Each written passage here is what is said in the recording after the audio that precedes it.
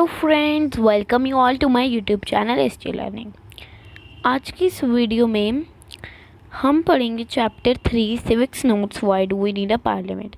तो ये एक शॉर्ट वीडियो है, हमारी वीडियो ऑलरेडी बन चुकी है, तो उसमें हमने पूरा चैप्टर पढ़ लिया था। फुल एक वीडियो थी फुल चैप्टर की। एक्स्ट्रा क्वेश्चंस भी बताए थे मैंने आपको, क्वेश्चन आंसर्स इसकी नेक्स्ट वीडियो में मैं डिस्कस करूँगी। तो ये नोट्स हैं, तो फ्रेंड्स आप प्लीज़ लाइक कर दीजिए। देखिए मैं पहले कितनी मेहनत करती हूँ, आपके लिए नोट्स बनाती हूँ, फिर उसके एक्स्ट्रा क्वेश्चंस निकालती हूँ, फिर खुद क्वेश्चन आंसर सॉल्व करती हूँ। प्लीज़ एक लाइक तो बनता है, चाहिए जल्दी से लाइक कीजिए और अपनी रिव्यूज़ लिखिए, ठीक है। अब पढ़ते हैं why do we need a parliament के नोट्स।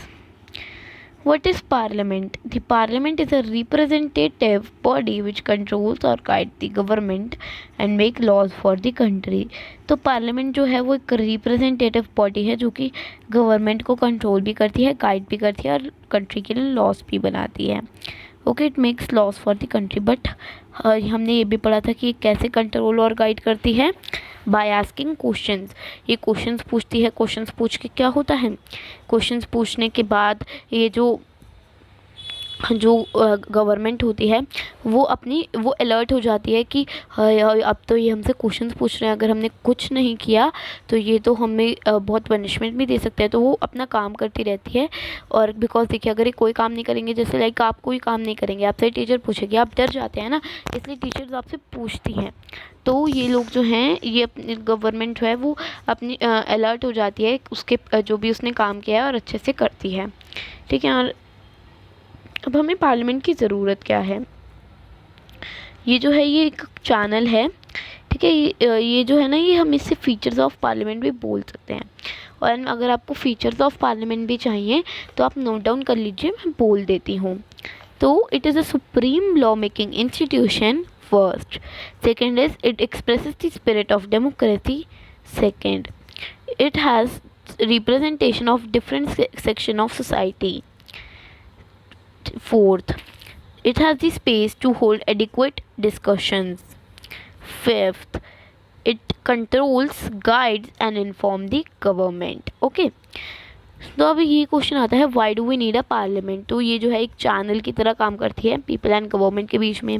ये जो है ये जो है देखते हैं कि स्टेट के अंदर कैसा काम चल रहा है, जो मिनिस्टर्स हैं वो अपना काम कर रहे हैं या नहीं। अगर वो ढंग से काम नहीं कर रहे होंगे, वो अगर जो जैसे मिनिस्टर्स हैं, home ministers, railway ministers, sorry home बोल रही हूँ, हेल्थ मिनिस्टर, ये सब जो है ये सब अपना अच्छे से काम करते रहते हैं, सभी फंक्शनिंग। एंड ये इनसे पूछते हैं तो इन्हें पता चल जाता है कि अच्छा इनकी सारा काम, ये हर एक एमपी के लिए बहुत क्रूशियल टास्क होता है।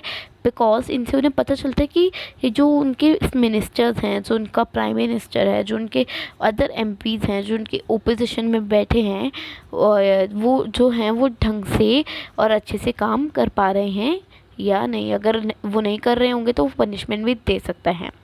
तो अब क्या होता है, किसी भी लॉ को पास होने से पहले, किसी भी लॉ बनाने से पहले वो देखते हैं कि सभी इसमें इंटरेस्टेड होंगे या नहीं। तो ये जो है, it is necessary to maintain law and order in the society, it works for the welfare.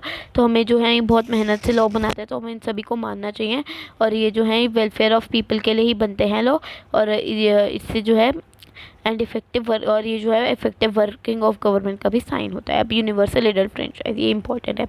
It means to provide the right to vote to all adult citizen of a country at a particular age without any discrimination on the basis of. तो universal adult franchise का मतलब होता है कि हम सभी को vote देने का अधिकार हो। सभी एडल्ट जो कि 18 से ऊपर हैं, उनको बिना किसी डिस्क्रिमिनेशन के बिना उनको राइट हो वोट देने का on the basis of caste, colour, gender and religion. Composition of Indian parliament जो है वो बिग कैमरल लेजिस्लेचर है विच कंप्राइजेज ऑफ 2 हाउसेज। तो अब क्या होता है, इंडियन पार्लियामेंट के अंदर ये एक बिग कैमरल लेजिस्लेचर है जिसके अंदर 2 हाउस होते हैं, लोकसभा, राज्यसभा। प्रेसिडेंट जो है वो भी, उसका भी बहुत इंपॉर्टेंट काम होता है। बिकॉज क्या काम होता है उसका, वो नॉमिनेट करता है बंदे। इलेक्शंस हम करते हैं लोकसभा के अंदर, पर राज्यसभा के अंदर इलेक्शंस एमएलए करते हैं, member of legislative assembly. Lok Sabha house of people, इसके अंदर क्या होता है 545 मेंबर्स होते हैं, 543 हम इलेक्ट करते हैं, 2 जो है नॉमिनेट होते हैं एंग्लो इंडियन, जो कि प्रेसिडेंट नॉमिनेट करता है। प्राइम मिनिस्टर जो है लीडर होता है हाउस का, लोकसभा का लीडर होता है, वो 5 साल के लिए ही इलेक्ट किए जाते हैं, 5 साल के बाद दोबारा इलेक्शन होते हैं, और उन्हें प्रिसाइड करते हैं यानी कि उन्हें चेक करता है एक स्पीकर। अब स्पीकर का क्या काम होता है, स्पीकर जो है वो इलेक्ट किया जाता है। तो अभी भी पूछा जाता है what is speaker, who is speaker, तो स्पीकर का ये होगा, Lok Sabha elects an M P from elects MP from among its member, तो इट्स स्पीकर। तो क्या होता है उसे जो है,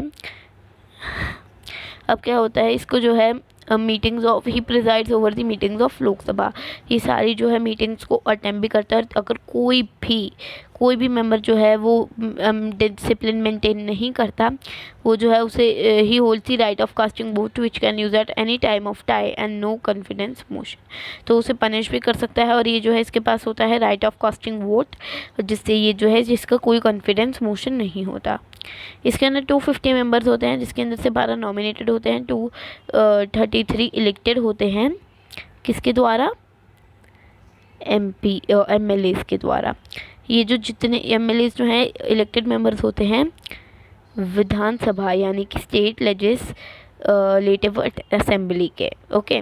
और जिस जगह पे वो होते हैं वो होता है स्टेट लेजिस्लेचर। यहाँ पे हर एक स्टेट के यहाँ पे क्या होता है अपनी अपनी स्टेट के सभी MLAs यहाँ पे बैठते हैं, और इस असेंबली को स्टेट लेजिस्लेटिव बोलते हैं और विधानसभा भी बोलते हैं।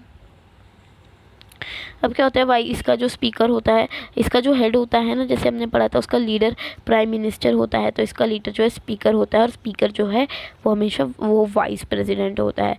तो क्या स्पीकर होता है हेड, मैंने वैसे बताया था आपको वीडियो में भी, बट अगर कोई बंदे नोट्स देख रहे हैं तो उनके लिए भी ये इम्पॉर्टेंट है।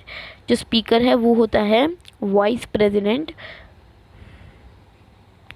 और वाइस प्रेसिडेंट जो है वो हेड होता है राज्यसभा का। राज्यसभा जो है परमानेंट हाउस है, यानी कि कभी डिसॉल्व नहीं होता, यानी कि कभी भी ख़त्म नहीं होता। इसके अंदर सभी मेंबर 2-2 साल के बाद रिटायर होते हैं, पर जब कोई 2 साल के बाद रिटायर होता है फिर कोई आता है, ठीक है। और मतलब क्या होता है इनका ना पूरा टाइम पीरियड 6 साल का होता है, 2 साल के बाद दोबारा आएंगे, 2 साल के बाद दोबारा आएंगे, और कोई 6 साल कंप्लीट करने के बाद जाएगा, है ना।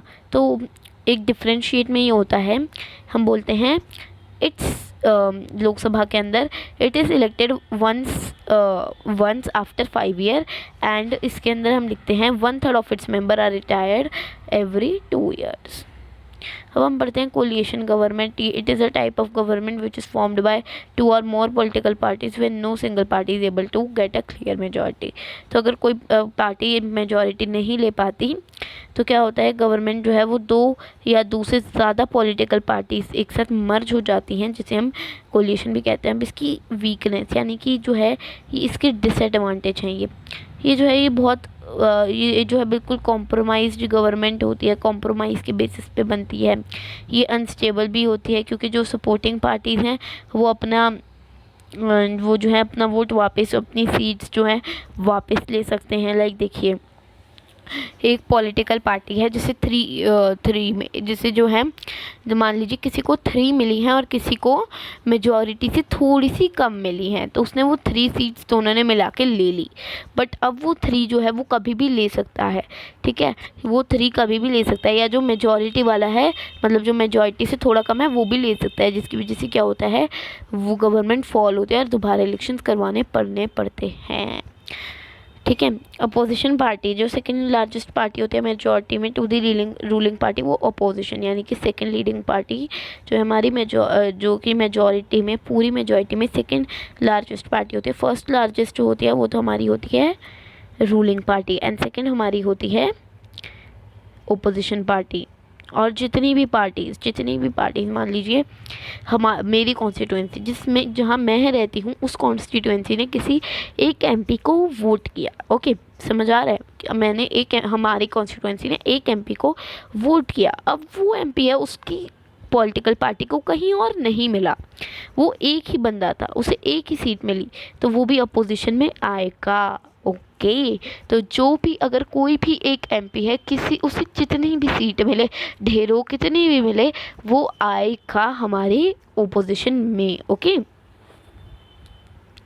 अब इसके फंक्शंस ये मैंने आपको बता दिए हैं, बट इसके अंदर थोड़ा डिटेल्ड वे में है। It controls guide and inform the government. जो एमपी हैं, वो जो रिप्रेजेंटेटिव होते हैं, वो क्वेश्चन आस्क करते हैं, तो ये बता रहा है कि हाउ इट कंट्रोल्स। ओके, तो ये हाउ वाले क्वेश्चन है।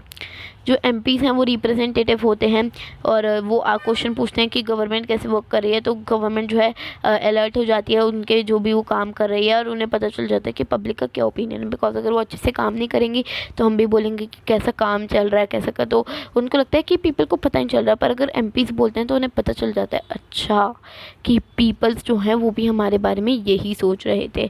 इसकी तरह से पार्लियामेंट कंट्रोल, गाइड और इन्फॉर्म करता है। तो सिलेक्ट नेशनल गवर्नमेंट, इसके अंदर क्या होता है, पार्लियामेंट जो है वो दो चीज़ों में होता है, तीन चीज़ें होती हैं, लोकसभा, राज्यसभा, प्रेसिडेंट। और लोकसभा के अंदर प्राइम मिनिस्टर भी आता है, राज्यसभा के अंदर प्रेसिडेंट, वाइस प्रेसिडेंट। लीडर जो है इसका form the government and rest of the other party sit in opposition.